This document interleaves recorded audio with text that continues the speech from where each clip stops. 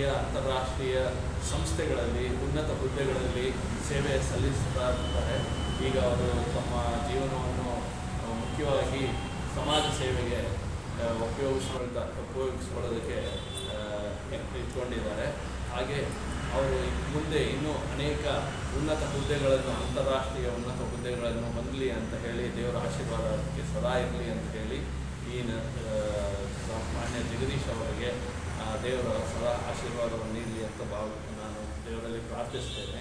ಹಾಗೆ ನಮ್ಮ ದೇವಸ್ಥಾನದ ವಿಚಾರವಾಗಿ ಹೇಳಬೇಕಂದ್ರೆ ವಿಶೇಷವಾಗಿ ಇದು ನಮ್ಮ ಆಗಿನ 1930ರಿಂದ 50ರವರೆಗೆ ಬೆಂಗಳೂರು ಸುತ್ತಮುತ್ತಲಿನ ಪ್ರದೇಶಗಳನ್ನು ಡೆವಲಪ್ ಮಾಡಿ ನಿವೇಶನಗಳನ್ನು ಮಾಡಿ ಮಾಡ್ತಿದ್ದಂಥ ಒಂದು ಸಮಾಜದ MT ಅಣ್ಣಯ್ಯಪ್ಪನವರು ಅಂತ ಹೇಳಿ ಅವರ ಸುಪುತ್ರರಾದ ಆಡಿಟರ್ MR ತಿಮ್ಮಪ್ಪಯ್ಯ ಮತ್ತು ಸಾವಿತ್ರಮ್ಮ ಇವರುಗಳು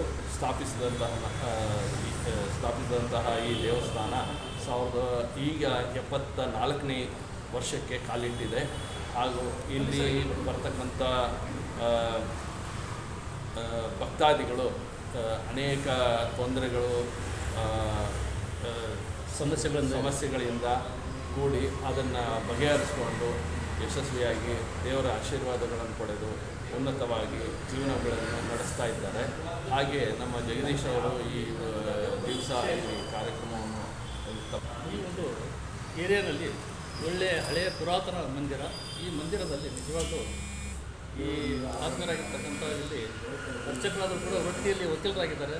ಒಳ್ಳೆಯ ಮನೆತನದಿಂದ ಬಂದಿರತಕ್ಕಂಥ ಅದಲ್ಲದೆ ಈ ಒಂದು ದೇವಸ್ಥಾನದ ಮಹಿಮೆ ನಿಜವಾಗ್ಲೂ ನಾನು ಅದರ ಬಗ್ಗೆ ಆದರೆ ನಾವು ಬೇರೆ ಬೇರೆ ವೃತ್ತಿಯಲ್ಲಾಗಲಿ, ನಾನು ವೃತ್ತಿಯಲ್ಲಿ ವಕೀಲರು, ಸಾಮಾಜಿಕ ಕ್ಷೇತ್ರದಲ್ಲಿ ಮಾಡಿದ್ದೇನೆ, ರಾಜಕೀಯ ಕ್ಷೇತ್ರದಲ್ಲೂ ಕೂಡ ಅವಕಾಶ ಸಿಕ್ಕಿದೆ, ಸಾಕಷ್ಟು ಕೆಲಸಗಳನ್ನು ಮಾಡಿದ್ದೀವಿ.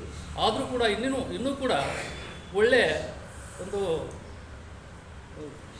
ದೈಹಿಕವಾಗಿ ಚೆನ್ನಾಗಿದ್ದರೆ ನಿಜವಾಗ್ಲೂ ಇನ್ನೂ ಒಳ್ಳೆಯ ಕೆಲಸ ಮಾಡೋಣ, ಒಳ್ಳೆಯ ಸೇವೆ ಮಾಡೋಣ ಅಂತಕ್ಕಂಥ ವೃತ್ತಿಯಲ್ಲಿ ಕೂಡ ಒಳ್ಳೆಯ ರೀತಿ ಕೆಲಸ ಮಾಡೋಣ ಅಂತಕ್ಕಂಥ ಒಂದು ಅಭಿಲಾಷೆಯನ್ನು ಇಟ್ಕೊಂಡಿದ್ವಿ. ಆದರೂ ಕೂಡ ಇನ್ನು ಮುಂದೆ ಒಳ್ಳೆಯ ಕೆಲಸ ಮಾಡೋಣ ಅಂತ ಉದ್ದೇಶ. ಆದರೂ ಹೆಚ್ಚಿಗೆ ಮಾತಾಡೋಕ್ಕೆ ನಾನು ಇಷ್ಟಪಡೋಂಗಿಲ್ಲ. ತುಂಬ ಸಂತೋಷ. ಇವತ್ತಿನ ದಿವಸ ಈ ಕಾರ್ಯಕ್ರಮಕ್ಕೆ ಇನ್ನೂ ಸುಮಾರು ಜನ ಬರಬೇಕಾಗಿತ್ತು. ಯಾವುದೋ ರೀತಿಯಿಂದ ಕಾರಣದಿಂದ ಕೆಲವು ಬಂದಿಲ್ಲ ಫ್ರೆಂಡ್ಸರು. ಆದರೂ ಕೂಡ ನಮಗೆ ದೇವರ ಒಂದು ಆಶೀರ್ವಾದ, ಒಂದು ಕೃಪಾ ಕಟಾಕ್ಷ ಬೇಕಾಗಿತ್ತು. ಆದರೂ ಕೂಡ ನಾವು ಮೊನ್ನೆ ಯಾವುದೋ ಒಂದು ವೃತ್ತಿಯಲ್ಲಿ ಕೆಲಸದ ನಿಮಿತ್ತ ಭಾಳ ದೂರ ಹೋಗಿದ್ದೆವು. ಆದರೂ ಕೂಡ ದೇವರು ನಿಜವಾಗ್ಲೂ ನಾವು ಬರ್ತೀವಿಲ್ಲ ಅಂತ ನಾವು ಸಂಶಯ ಇತ್ತು. ಆದರೂ ಕೂಡ ಆ ದೇವರೇ ಕರ್ಸ್ಕೊಂಡಿದ್ದಾನೆ ಅಂತ ನಾನು ಇವತ್ತಿನ ಹೇಳೋಕ್ಕೆ ಇಷ್ಟಪಡ್ತೀನಿ. ಆದರೆ ನಾವು ರಾತ್ರಿ ಎಲ್ಲ ಜರ್ನಿ ಮಾಡಿ 6 ಗಂಟೆಗೆ ಬಂದು ಇವತ್ತಿನ ದೇವರ ಒಂದು ದರ್ಶನದಲ್ಲಿ ನಾವು ಇದ್ದೀವಿ.